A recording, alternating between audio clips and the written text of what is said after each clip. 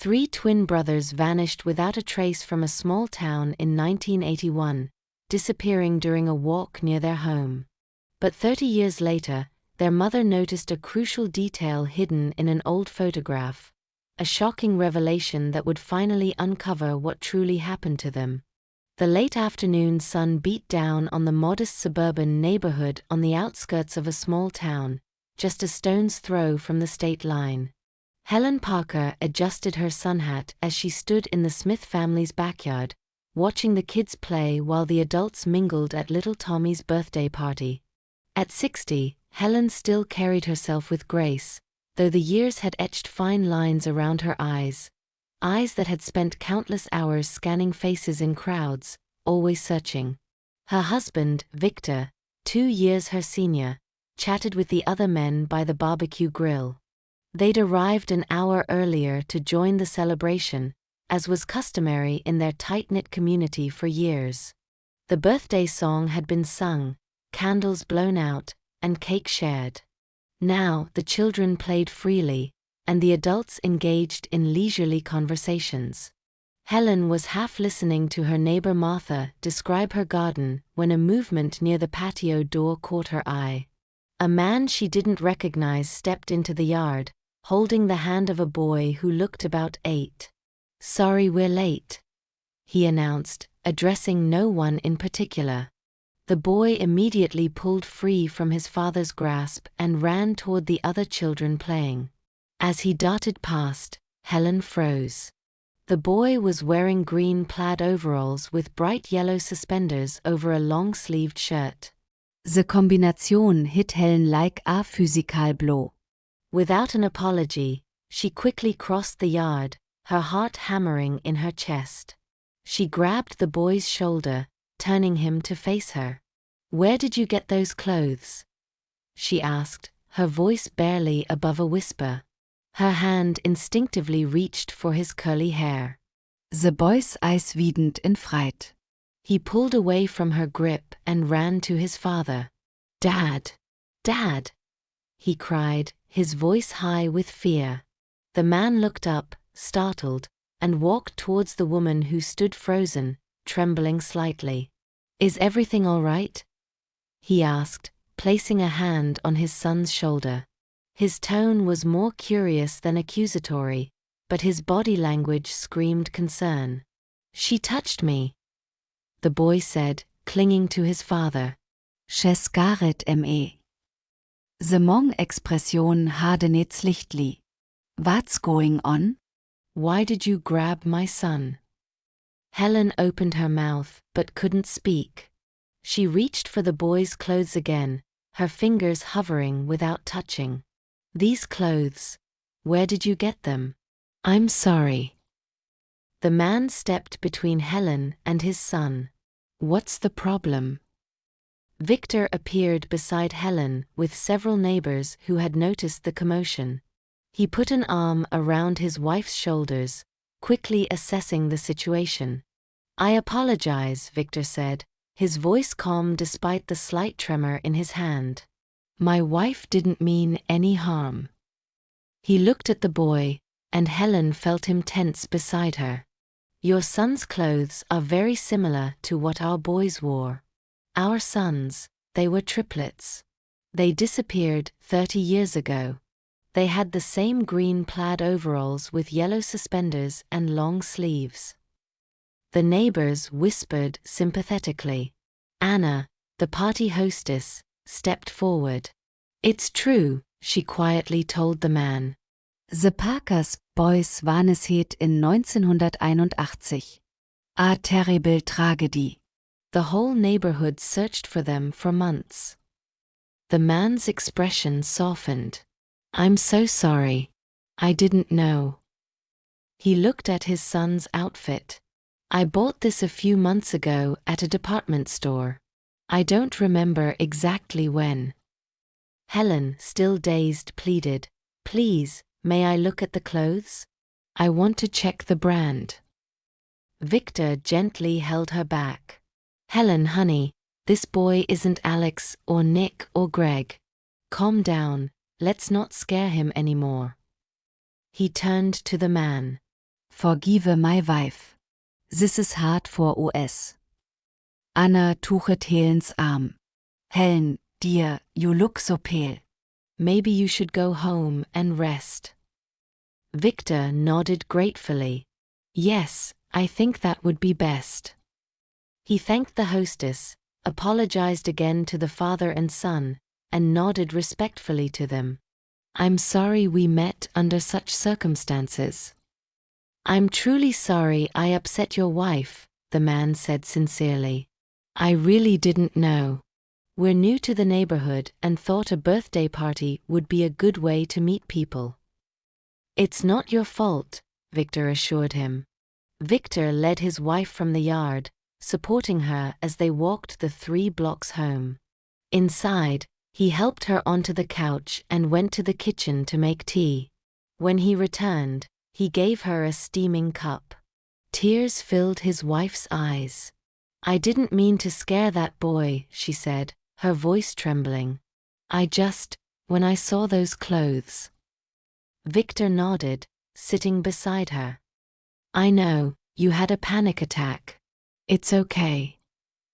I can't forget them, Victor, Helen said, tears streaming down her face. Even after 30 years. Victor took her hand. They're adults now. All 3 of them are grown men. I know, Helen whispered. I'm so ashamed that I keep dwelling on the past, making everyone uncomfortable. We don't have to forget our sons, Victor said firmly. I was shocked too when I saw that boy's clothes. They're so similar. Green plaid overalls, yellow suspenders, long sleeves. Helen straightened up.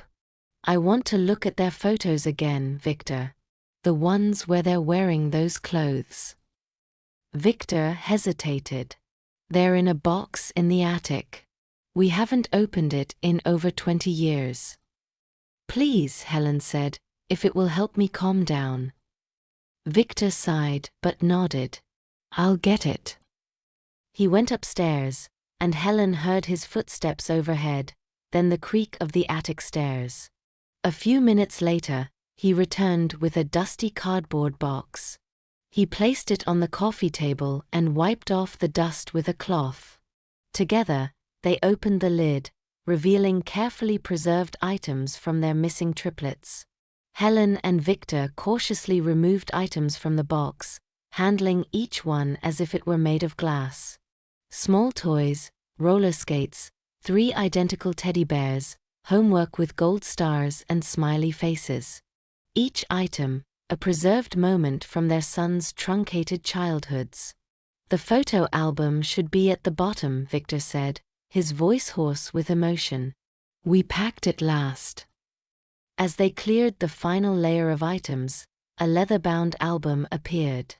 Victor carefully lifted it out and placed it on his lap. The cover was smooth from years of handling, though it hadn't been touched in decades. They settled side by side on the couch, and Victor opened the album. The first pages showed 3 identical newborns in the hospital, then toddlers taking their first steps, birthdays where candles were blown out in perfect synchronization.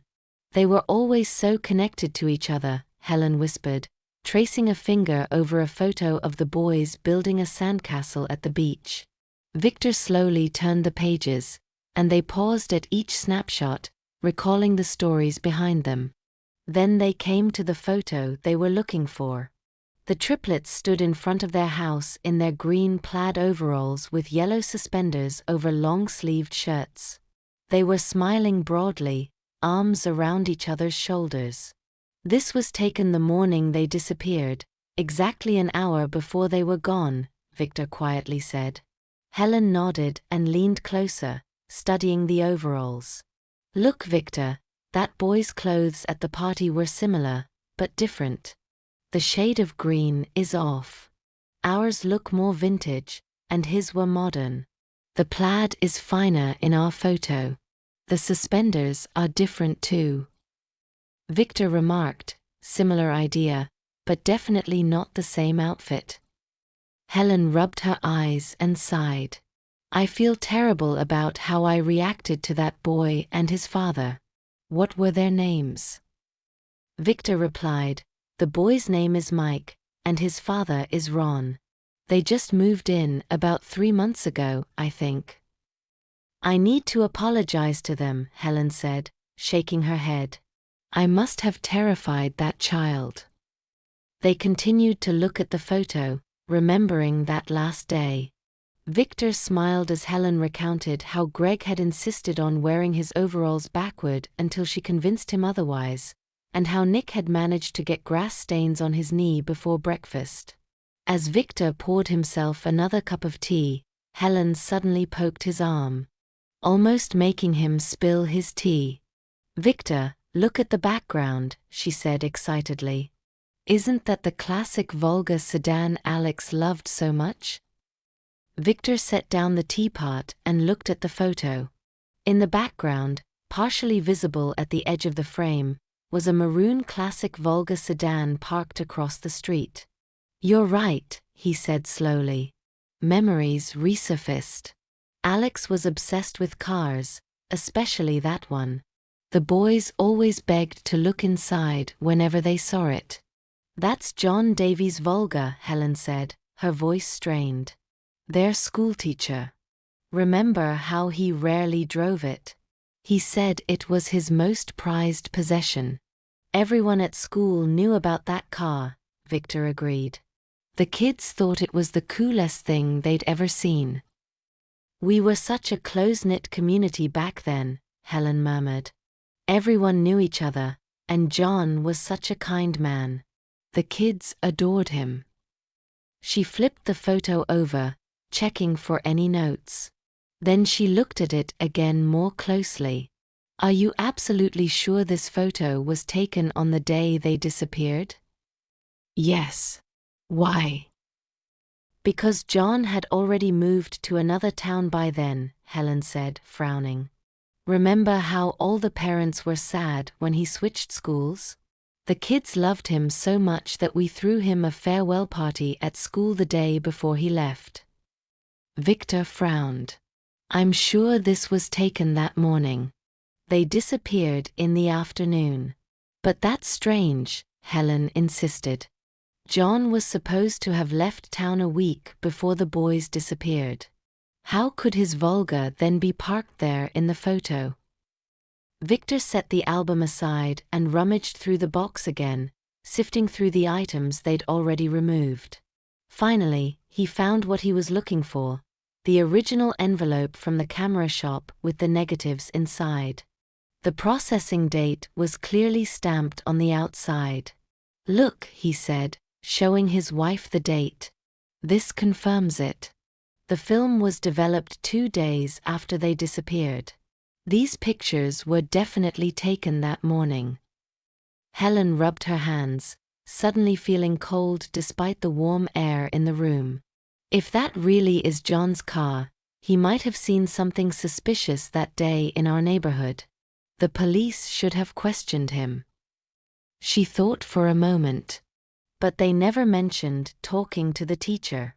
So he must have left before the boys disappeared. Victor noticed Helen's growing distress and gently placed a hand on her shoulder. Helen, this could be a coincidence. Maybe it's not even John's Volga. It could have been anyone's car, but I don't remember anyone else in the neighborhood owning a Volga, Helen countered. We were very close to everyone. We would have known. Maybe it wasn't a local car, Victor suggested reasonably. It could have been a guest visiting one of the neighbors. You shouldn't dwell on this too much, honey. The police looked at all our family photos, including this one. They questioned everyone and checked every lead. If it was John's Volga, they would have noticed the license plate and told us.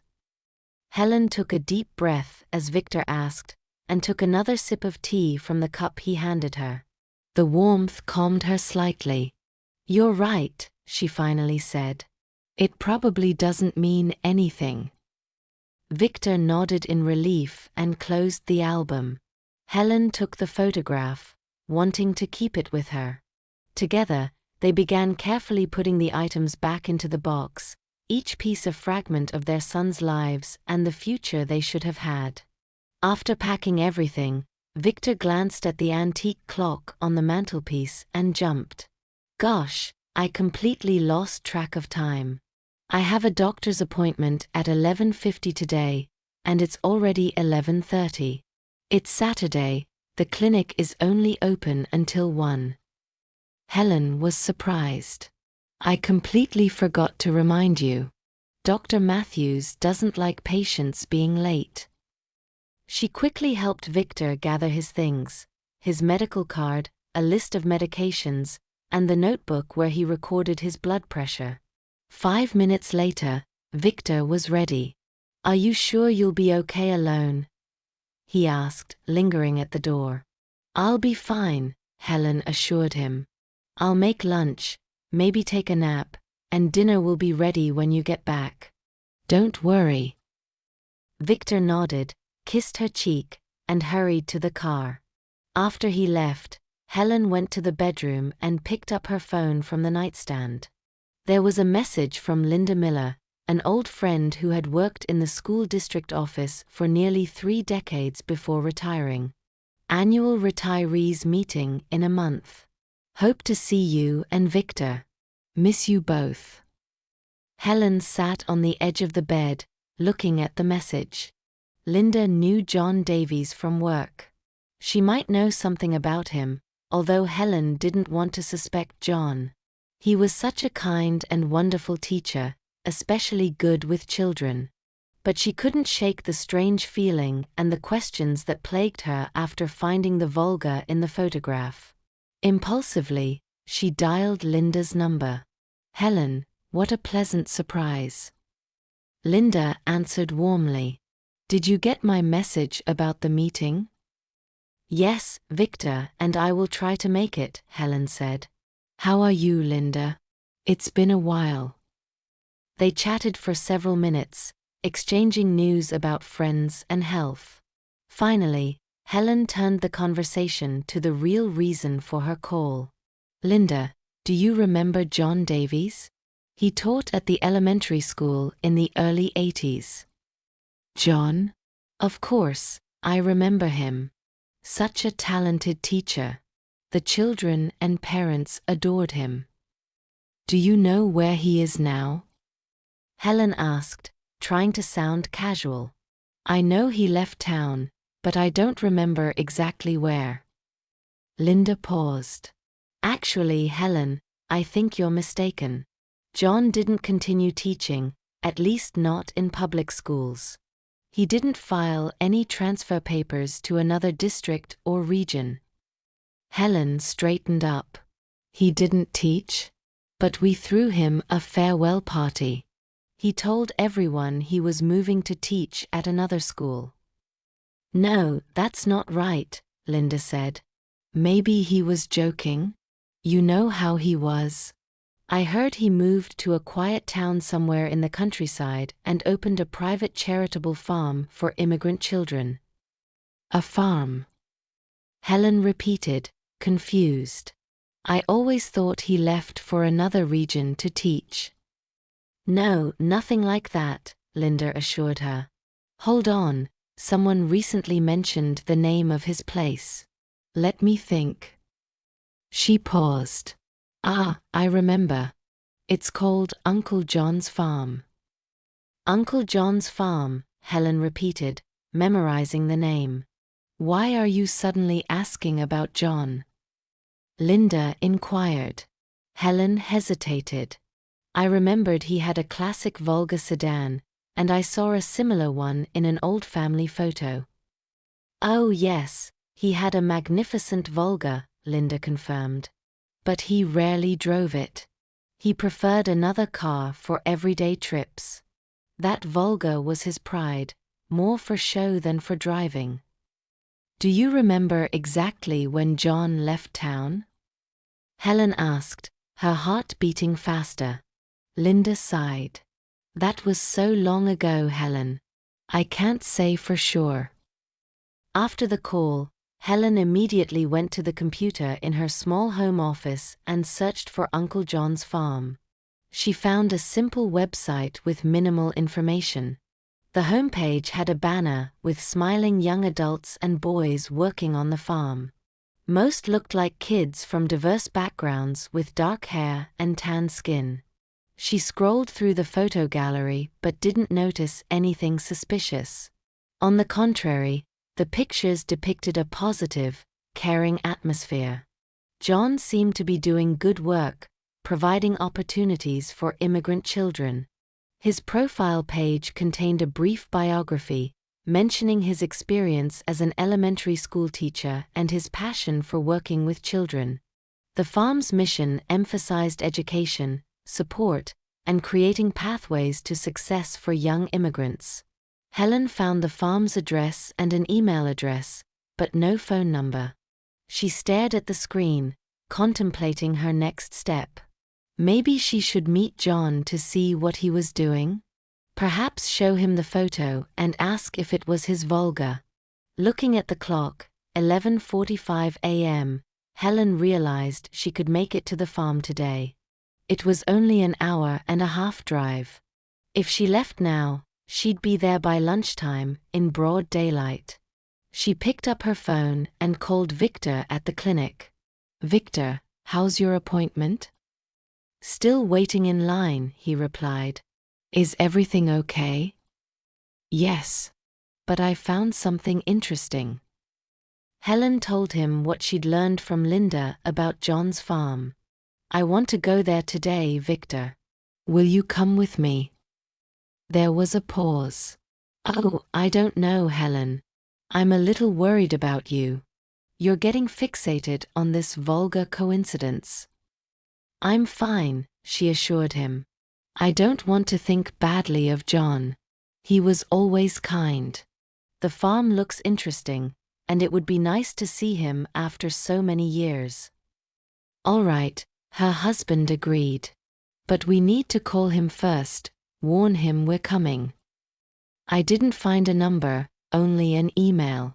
I'll send a message, but they might not see it before we arrive." They agreed to meet at the clinic, as it was on her way.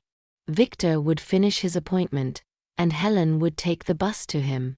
"I'm leaving now," Helen said, grabbing her purse. "See you soon." Helen left the house with a sense of determination, locked the door, and quickly walked to the bus stop. The heat was rising, and she was grateful when the bus pulled up just as she reached the stop. The 15-minute ride to the clinic passed quickly as Helen pondered her questions about John Davies and his Volga. Stepping off the bus, a young woman in a straw hat and a bright yellow t-shirt thrust a colorful flyer into her hand. "Farm fair this week," she announced cheerfully, moving on to the next passenger. Helen glanced at the flyer as she walked toward the clinic entrance. It advertised a week-long agricultural event that had started yesterday. Each day offered different activities, culminating in a farmer's market and competitions over the weekend. She noticed bold text announcing a special auction today not far from John's farm. "Interesting," she murmured, tucking the flyer into her purse as she approached the clinic entrance. Inside, she found Victor at the reception desk, paying for his appointment. He smiled when he saw her. "Perfect timing," he said. "Dr. Matthews says everything's fine. My blood pressure's down after the medication change." "That's great news," Helen replied, genuinely pleased. "Ready for our adventure?" Soon they were in the car, following the GPS directions to Uncle John's farm. The landscape gradually shifted from suburban areas to rural countryside. "Any reply to your email?" Victor asked, eyes on the road. "Nothing," Helen replied. She pulled the flyer from her purse. "But look, I was given this at the bus stop. There's a big farm fair this week. Today there's an auction not far from John's farm." Victor glanced at the flyer she held. "I wonder if John will be there?" Possibly, Helen agreed, studying the map on the flyer. The auction is in the same area as the farm, just a different address. Let's go to the farm first, as planned, Victor suggested. We can check out the auction afterward. After over an hour of driving through increasingly remote territory, they turned onto a long gravel road marked by a wooden sign, Uncle John's Farm. The road led to a cluster of buildings, a large farmhouse, several barns, and what looked like dormitories. The place seemed quiet, with few people visible. They parked and got out of the car, noticing a young man emerging from one of the barns. "Hello," Victor called, waving. The young man, perhaps in his 20s, approached with a friendly smile. "Hello. Can I help you?" "We're looking for John Davies," Helen said. "Is this his farm?" "Yes, this is Uncle John's place," the young man confirmed. "Do you have an appointment?" Victor shook his head. "Not exactly. We're old friends from when John was a teacher. We sent an email to the website's address." The young man's face lit up. "Oh, that's the old email address. We switched to a new one last month, but the website hasn't been updated yet." He looked apologetic. "John isn't here right now. He and most of the staff with the children went to the farm fair. There's an auction there today, and we're holding a booth to promote our charity program." "Yes, we heard about the fair," Helen said, trying to hide her disappointment. She turned toward the car, ready to leave. "Wait," Victor said, putting a hand on her shoulder. He addressed the young man. "Since we're here, could we take a look at the farm? We're curious about what John has built." The young man hesitated. Let ML talk to the supervisor on duty. He walked away, pulled out his phone, and spoke briefly. Returning, he smiled. "It's fine. I'd be happy to show you around the farm." For the next half hour, they followed him around the grounds. He showed them the animal barn, the horse stables, and the fields where various crops were grown. Throughout the tour, he explained their charity program, how they helped immigrant children learn farming and receive education and support. "This is one of our special barns," the young man said as they approached a brightly painted building decorated with children's drawings. "It's designed specifically for younger children to play, get messy, and explore." John created this program to introduce kids to farm life in a fun way. Inside the barn, they saw a man arranging materials on low tables. He was about 40, with thick, curly black hair and fair skin. When he smiled at their appearance, Helen noticed his unusually broad, bright smile. "Peter, these are John's friends," their guide explained. They stopped by hoping to see him. The man wiped his hands with a towel and came forward, extending his hand.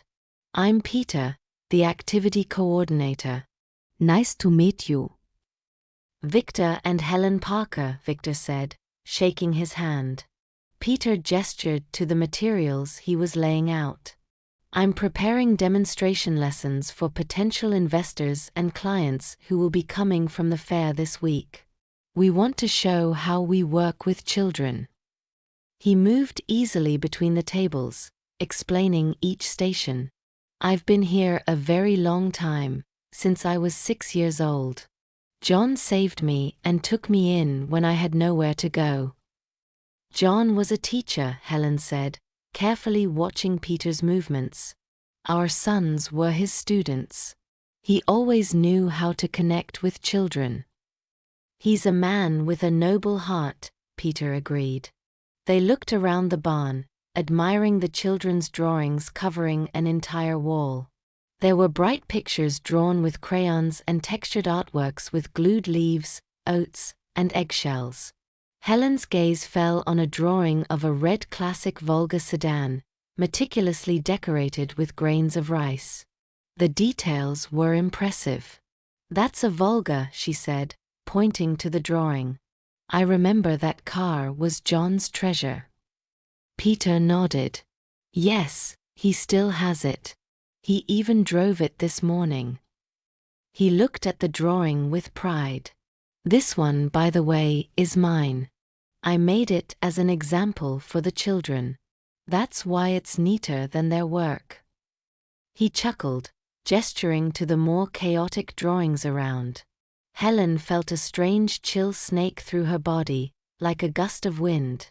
She looked at Peter more closely, his curly black hair, his broad smile. She felt an unsettling sense of familiarity. Something in his mannerisms, in the way he gestured as he spoke. Peter noticed her gaze and shifted uncomfortably. Is everything alright? Victor gently tuchet Helen's back, a soft warning. Yes, Helen quickly said. I'm sorry, it's just that these children's crafts reminded me of my boys when they were little. She paused, then asked, Do you have any brothers or sisters? Helen, Victor said softly, warningly. Peter chuckled awkwardly. Yes, I have a brother. He's at the fair with John today. He looked at his watch. You should check it out if you have time. There will be a children's performance and an auction. They thanked Peter for his time and were escorted to the exit. Helen looked back, her mind buzzing with questions and possibilities she couldn't yet articulate. When they reached the car, they thanked the young staff member for the tour.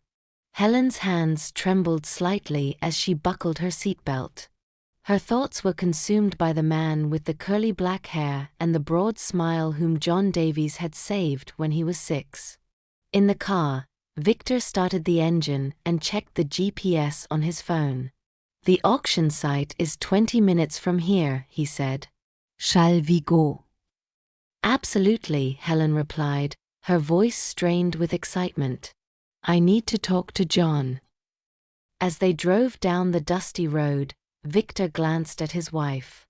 Helen, why were you asking Peter such personal questions about his brothers? Helen looked out the window, watching the fields pass by. I had a strange feeling when I saw his drawing of the Volga, and then his hair and his smile. She turned to Victor. They're like Alex. Victor shook his head. Helen, you can't think that. They're completely different. Similar hair and a smile don't mean. I know, Helen interrupted. I'm sorry, I didn't mean to be tactless. It's just there was something familiar about him. Victor patted her hand reassuringly but said nothing. The rest of the short drive passed in silence, each lost in their own thoughts. They arrived at the fair, a bustling agricultural event. Bright tents and booths surrounded a large field with an exhibition of farm machinery in the center. The place was packed with farmers, ranchers, and families enjoying the festivities. The auction isn't on now, Victor noted, checking the schedule at the entrance. Looks like it's already over. They walked through the fair, occasionally stopping to look at livestock exhibits and agricultural innovations. After 10 minutes, they spotted a white tent with a blue banner reading Uncle John's Farm at the top.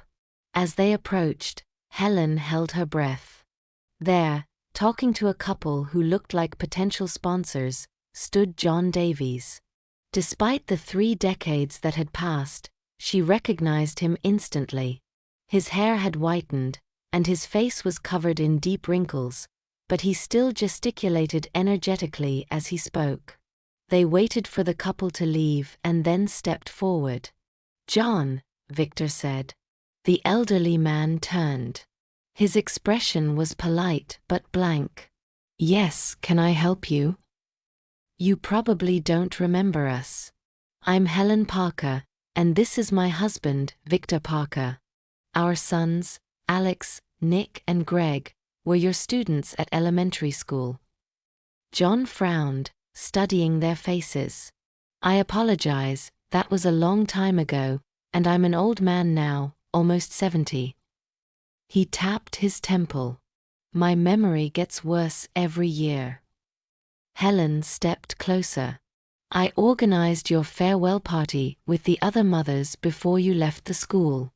I'm the mom with 3 identical boys running around like ducklings. That was me. Slowly, recognition flickered in John's eyes, and his face broke into a smile. Of course, the Parker family. The triplets, smart boys, all 3 of them. His smile faded slightly. I'm so glad to see you after all these years. We were surprised to learn about your farm, Victor said. You've built an impressive operation. Thank you, John replied. It's been my life's work for the past few decades. The conversation inevitably turned to the triplets. John's expression grew somber. I heard the boys went missing. A terrible tragedy. I was very saddened when I learned. We thought you left to teach in another town, Helen said, carefully watching his reaction. John shook his head. No, I stayed in the area. I moved to another town to get certified and prepare for this venture. He gestured around him. Opening this farm was my dream. Helen leaned forward slightly. John, do you remember exactly when you left town? Was it before or after our boys disappeared? Yes, John quickly replied. It must have been before, otherwise the police would have questioned me. He tilted his head. Why do you ask? Without answering, Helen pulled the photograph she had taken from the album out of her purse. She handed it to John. I was looking at this photo this morning. It was taken the day the boys disappeared, an hour before it happened. She pointed to the edge of the frame. I noticed the Volga in the background. Victor stepped closer. That's your Volga, John. Do you remember driving in our neighborhood or parking near our house that day? John's expression shifted slightly. The welcoming smile vanished, replaced by a tense seriousness. He looked at the photo for a long time, in silence. I don't remember the exact date I left town, he finally said, his voice quieter. I definitely don't recall driving near your house or seeing the boys that day. He returned the photo to Helen. It must be someone else's car. Victor nodded, putting a hand on Helen's shoulder. Well, now we have our answer. Helen nodded too, but noticed her husband's behavior had changed. He suddenly tensed, cleared his throat, and shifted his weight. John looked at them with an unreadable expression. You think that Volga is connected to your boy's disappearance? We're not sure, Victor replied. The police didn't mention it in 1981. We only noticed it today in the photo. John looked at his watch. It's almost 3:30. We need to start packing up. He turned to 2 men at a table. The event ends at 4 o'clock. Let's start packing things up.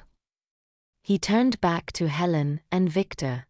You should walk around while there's still time. In 5 minutes, there will be a final performance by the children from our farm. He pointed to a small stage at the far end of the fair. It's very sweet. You might enjoy it. Thank you, Victor said. It was good to see you again, John. As they walked away from the tent, Helen lagged slightly behind. She heard John's voice, low and urgent, speaking on the phone. Leave right after the performance. Bring David here. Yes, now. Helen froze, then slowly turned around. John was busy directing his staff, oblivious to them. She hurried to catch up with Victor, her mind buzzing with questions and a growing sense of dread. They headed toward the small stage where the children were gathering for the final performance. Most were kids from diverse backgrounds, aged 6 to 9, with a few toddlers from the daycare. The children lined up on the wooden platform and began to sing a cheerful folk song in Russian. Helen watched the performance, but her mind was elsewhere. She scanned the crowd, the staff, looking for something unusual. A few minutes later, movement at the edge of the stage caught her attention. A man emerged from behind the stage, walking quickly towards the tent area. His stride was rapid, almost hurried. Even from a distance, Helen could see his thick, curly black hair. "Victor," she whispered urgently, tugging his sleeve. "Look at that man." She pointed to the quickly moving figure. "Do you see his hair? Doesn't he look like Peter?" Victor followed her gaze. His eyes narrowed as he scrutinized the figure. "Yes," he said slowly. "The resemblance is striking." "Do you think they're twins?" Helen asked, her voice trembling with suppressed excitement. Before Victor could answer, Helen was already moving through the crowd, weaving between spectators to get a better look at the man's face. Victor hurried after her, keeping close. They circled a cotton candy vendor, taking up a position where they could observe without attracting attention. The man reached John's tent and engaged him in an animated conversation. As they watched, the man turned slightly, giving them a clear view of his profile. Helen gasped softly. The resemblance to Peter was undeniable. They could have been identical. The same broad smile, the same thick eyebrows, the same lively gesturing. "That must be the brother Peter mentioned," Helen whispered. "David, I think that's who John called." Victor's face paled. The same smile, the same curly black hair. Could it be Alex and Nick? Helen finished, her voice barely audible. She squeezed Victor's hand tightly. Remember, Greg was always a little shorter and had slightly smaller eyes. He was the easiest to recognize by his eyes, and Nick had slightly thicker eyebrows, and he was always so agile and quick, though calmer than Greg and Alex. They watched as John and David suddenly broke off their conversation. John gestured sharply, and both men quickly walked towards the parking lot, leaving the other staff at the tent looking puzzled. "Why are they in such a hurry?" Helen's voice grew louder with alarm. "We need to follow them. I need to talk to that man." She stepped forward, but Victor caught her arm. "Helen, wait, we could be wrong. If these really are our boys, Greg must be here too. Let's check the place first. If Greg is here, we'll call the police to deal with John." Helen hesitated, then reluctantly nodded. "You're right. Besides, we know where the farm is if we need to go back." They quickly walked through the fair, scanning faces in the crowd, looking behind tents, but found no third similar-looking person. "Maybe we're mistaken," Victor said, but there was no conviction in his voice. "Maybe it's just a coincidence." But Helen was already heading towards John's tent, where one staff member, an elderly man in his 60s with calloused hands, was packing away the last items. "Excuse me," Helen said, trying to sound casual. "We were at the farm today and met Peter. Then we saw another man who looked very much like him. David, right? Are they brothers?" The man looked up, nodding. "Yes, they're twins." "Twins," Helen repeated, exchanging a glance with Victor. The man chuckled. "Well, actually, fun fact. They're triplets. The third one isn't here today. He works at John's private country house, not far from the farm." Helen and Victor exchanged glances, their faces a mixture of fear and hope. "Where is this house?" they asked in unison. The man looked at them strangely, clearly puzzled by their synchronized question and sudden intensity. "I'm sorry, but I can't disclose the owner's private information." He handed them a brochure. "Here's the farm's address if you want to learn more about our programs." "Yes, thank you," Victor said, taking the brochure, although they already had this information. "We appreciate your time." They moved away from the tent to a quiet corner where they couldn't be overheard. "Victor," Helen whispered, her voice trembling. "Triplets. They're triplets, and they're the right age. Peter said he'd been with John since he was 6. Victor ran a hand through his hair. His face was shocked. "This is definitely not a coincidence. The Volga in the photo.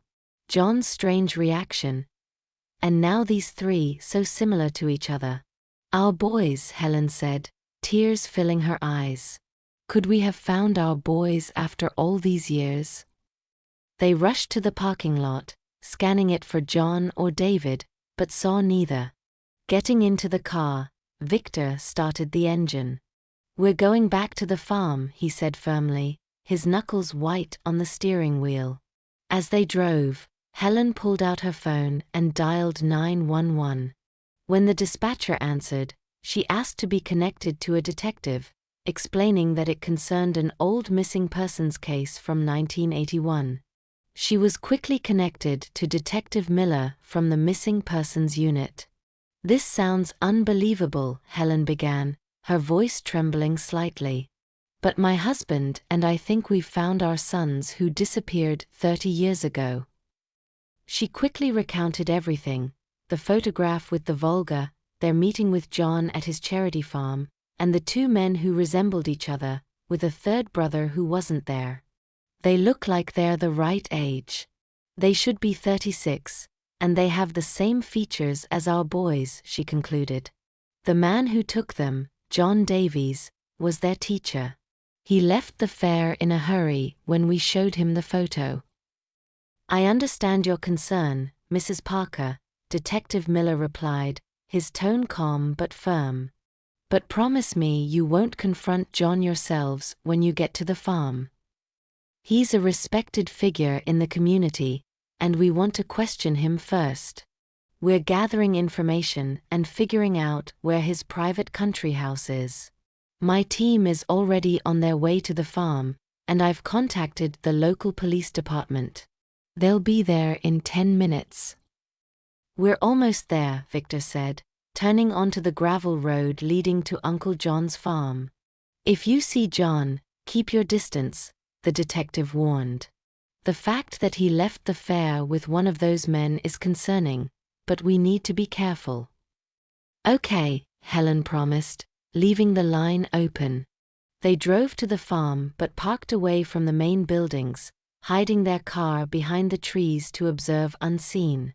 Minutes dragged by, there was no movement, although a car was in the parking lot. Finally, 3 figures emerged from the main house: John, David, and Peter. They moved quickly, throwing bags into the trunk of John's car. "They're leaving," Helen whispered into the phone. "Our boys, they're getting in the car." "Stay put," Detective Miller ordered. "We've found the farm's property records. It's not registered in John's name. We're currently processing search warrants for the farm and the private estate." As John's car began to pull away, 2 police cruisers with flashing lights appeared on the gravel road. They quickly blocked the exit. "The police are here," Helen reported, her heart racing. "Good. Stay in the car until I tell you," the detective replied. Through the windshield, they watched as 4 police officers approached John's car, hands near their holsters. John got out, hands raised, but his face expressed a mixture of confusion and anger. Peter and David exited more slowly, looking bewildered. One of the officers spoke at length with John, who gesticulated energetically, pointing to the house and shaking his head. The officer seemed unsure, glancing back at his colleagues. "It looks like the police are hesitating," Victor murmured. "John must be well respected here." They heard snatches of conversation carried by the wind, respected man in the area. Charity Walk. Must be a misunderstanding. I can't wait any longer. Helen suddenly exclaimed, tossing her phone into her purse, but leaving the line open. They're going to let him go. Before Victor could stop her, she darted out of the car and walked towards the group. Victor hurried after her. John. Helen called loudly, her voice stronger than she felt. Everyone turned. John's face darkened when he recognized them. Ma'am, one of the police officers said, stepping forward. Please return to your vehicle. We're handling this. Instead, Helen pulled the 1981 photograph from her purse. She held it up for everyone to see. If you're even thinking of letting this man go, let me show you something, she said. These are my songs, Alex, Nick, and Greg Parker. They disappeared 30 years ago, on June 12, 1981. She pointed to Peter and David. And here are two of them, standing right in front of you. Peter and David stared at the photograph, their faces shifting from confusion to shock. They moved closer, examining the picture of three identical boys in green plaid overalls. That's us, Peter said quietly. It's uncanny. Is there a third brother? One of the police officers sharply asked. Both nodded, still looking at the photo. I didn't do anything. John insisted, his voice rising. Isave these boys. They were abandoned. These were my children. They weren't abandoned. You stole them, Helen said, her voice trembling. They disappeared playing near our house in the afternoon. She pointed to the edge of the photo. That's your Volga in the background, isn't it, John? The one you still have. John was silent, his jaw clenched. The Volga's in the garage at the farm, David quietly offered. He still has it. Peter looked at Helen, then at Victor. Are you really our parents? John said you were in prison. Yes, they said in unison. Tears streamed down Helen's face. We were never in prison. This man lied to you all this time. You weigh grown so much, my dears. We're 36 now, David said, as if trying to process it. That's right, Helen confirmed. You were born on February 15, 1975. The police officers exchanged glances. The senior officer stepped forward. John Davis, turn around and put your hands behind your back. You are now the prime suspect in a kidnapping case. As one officer handcuffed John, another spoke into his radio, confirming the execution of the search warrant for the private country house. The quiet farm turned into a bustling scene as more police cars arrived. Forensics teams searched the buildings, and detectives separately questioned Peter and David. The Volga was found in the garage, its red paint faded with time, but it was the same car from the photograph. In John's office, the original license plate was found hidden in a locked drawer, along with forged documents for Peter, David, and Mike.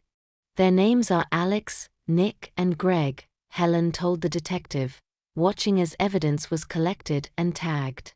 I know Peter is Alex because of his broad smile. David is Nick. He always had such agility and slenderness. So Mike is Greg, Victor added. They're not even from diverse backgrounds, though we have mixed heritage, so they could have been mistaken for it. When asked about the third brother, Peter explained, John always kept Mike at the house, not at the farm. He takes care of the younger kids there, mostly immigrant orphans. He told us he saved us, David added. He said our parents were immigrants, did something bad, and were in prison for life. We believed him because we were so little when it happened. What did he do to you? The detective asked gently. Both looked uncomfortable. Nothing terrible for the past 20 years, Peter finally said. He just demanded complete obedience, that everything be done as he said. But childhood was hard, David quietly added. He often punished us, made us strip, touched us strangely, then hit us with a stick. We stood in the corner of the room on rough grains. He said it was a consequence for disobedience or mischief. Now we understand what he was really doing. But all this time, we sincerely believed we were so bad that he had to treat us that way for our own good. That's what he made us think, especially David. Later that evening, as dusk settled over the farm, a call came from the team searching John's private country house. We found Mike, a police officer reported, and 8 other children, aged 4 to 10.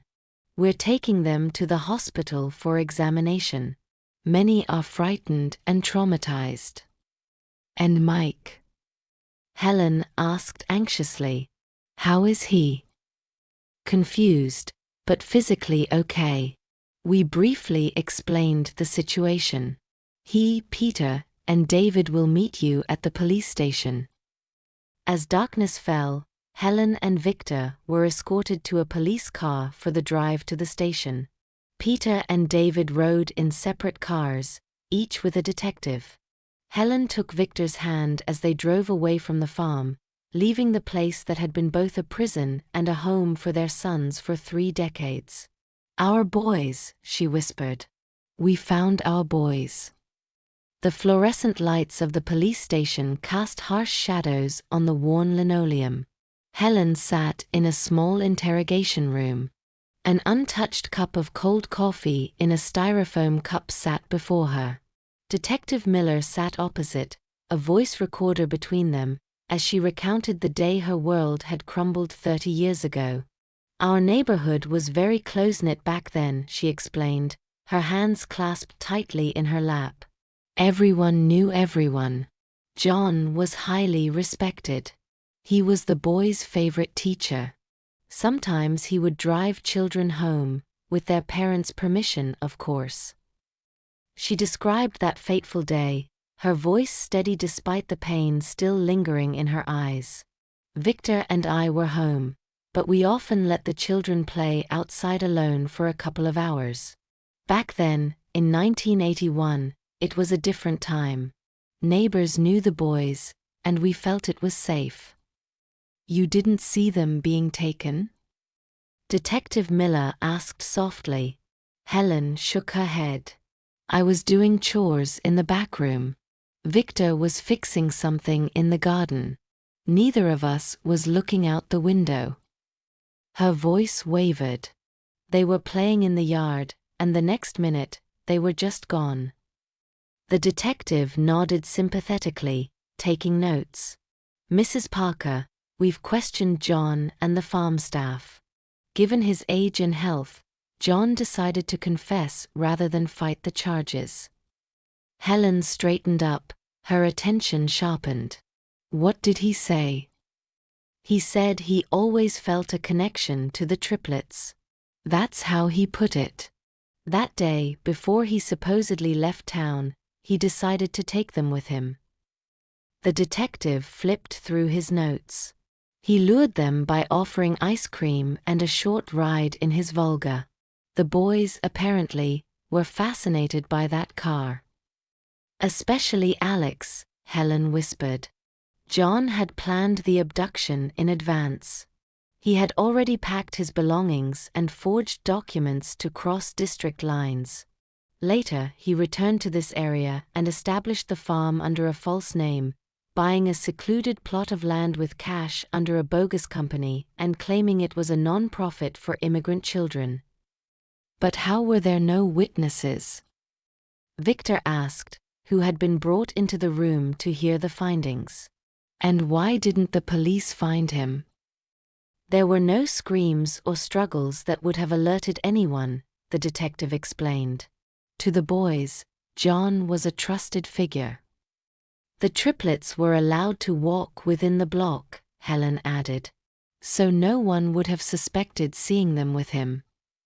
Exactly, Detective Miller confirmed. After the ice cream, John convinced them not to go home. He told them their home was in danger and their parents were involved in something bad. Over time, he intimidated them. They trusted him so much that it was easy to manipulate them.